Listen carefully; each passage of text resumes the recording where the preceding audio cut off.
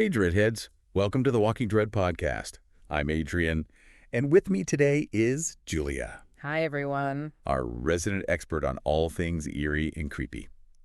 Julia, Yeah. are you ready to dive into another chilling tale that's going to keep everyone up all night? Absolutely. All right, I am so ready for this one. Let's do it. So, tonight we're reading The Asylum's Embrace. Okay. It's got everything. Yeah? Classic horror setting of an abandoned asylum Oh, yeah. and those consequences of underestimating the darkness. You always got to worry about the darkness. Oh, for sure. So, listeners, buckle up because this one starts out with a group of ghost hunters Alas. who are just itching to prove that paranormal activity exists. Of course. Of course, right? Got to have those ghost hunters. It's like the staple Yeah. of a good horror story. Yeah, and this asylum, it just sounds so, the way the author describes it, Yeah. you know, there's this feeling of wrongness Yeah. about the asylum, like the building itself Right. is trying to warn these ghost hunters away. Yeah. And you know what's really cool is that even Jenny, The skeptic of the group, she feels it too, like you said. It's like the building itself is warning them, but Yeah. do they listen? that's what I want to know. No, they don't listen. They're determined to find evidence. Yeah. And so they venture deeper into the asylum and they start hearing whispers. Whispers are never good. Never good. Like, especially those whispers inside your head Ooh, that really taps into that primal fear of the unknown. You know what I mean? Yeah, that something's invading your mind. Exactly. And, of course, our fearless leader, Mark, he is eating it up. Oh, my. He thinks he is about to capture the most epic ghost hunting footage ever. He thinks he's going to be famous. Oh, yeah.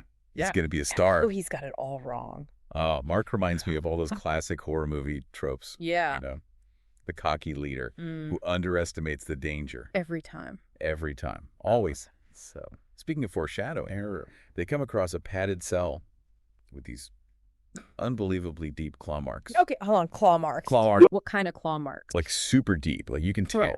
whatever made these is strong Okay. and big. So this is where it starts to get really creepy. Yeah. Yeah. Even Jenny can't explain those away. I was going to say even Jenny, Miss Skeptic, Yeah. can't deny this. But what's really interesting is that it's Sarah Okay. Sarah the Fight. who has the strongest reaction. Interesting. She doesn't just see the claw marks. Uh, She senses something dark oh, and powerful clinging to them. that's not good. It's like the author's using Sarah to warn the readers. I see it. Too. Like, hey, listeners, be careful, pay attention. But does Mark listen?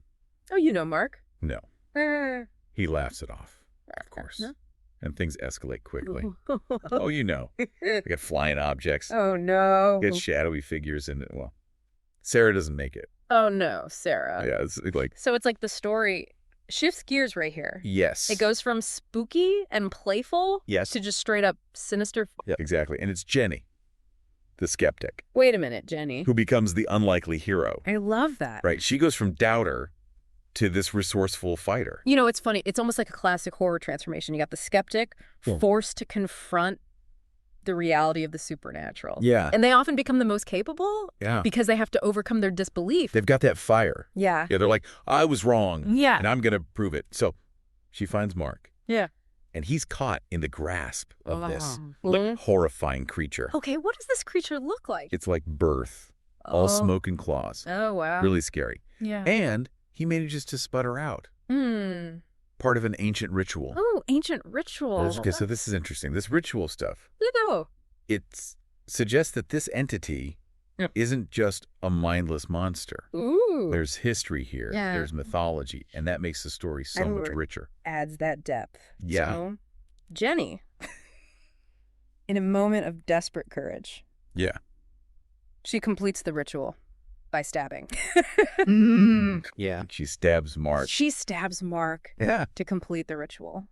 That's intense. Right. The author's really flipping the script here. Yeah. The sacrifice isn't about destroying the monster. Yeah. It's about containing it. Interesting. And the cost is turning a human into the very thing that we're Oh. hunting. Oh, that's rough. So, the creature is bound to Mark. He becomes the monster. But in doing so, he allows the ritual to work. Jenny is now trapped in the asylum Oh my gosh. as its new guardian. This is heavy stuff. Yeah. It makes you really think about the nature of sacrifice. Yeah. Was it a heroic act to save others? Yeah. Or a terrifying fate? Yeah. Worse than death for both of them. Yeah, what do you think? I don't know. It's really hard to say. I like now. So, listeners, we end with the discovery of the empty asylum. All that's left are the remnants of the struggle and that lingering question about Jenny's sacrifice. So the asylum's embrace is a terrifying tale about underestimating the darkness and the difficult choices we make when we're faced with the unimaginable. Yeah, it's a good one. Dreadheads, thanks for joining us on the Walking Dread podcast for another spine-chilling tale. Make sure you rate and follow for more creepy stories that will leave you sleeping with the lights on. Sweet dreams, if you can. See you next time.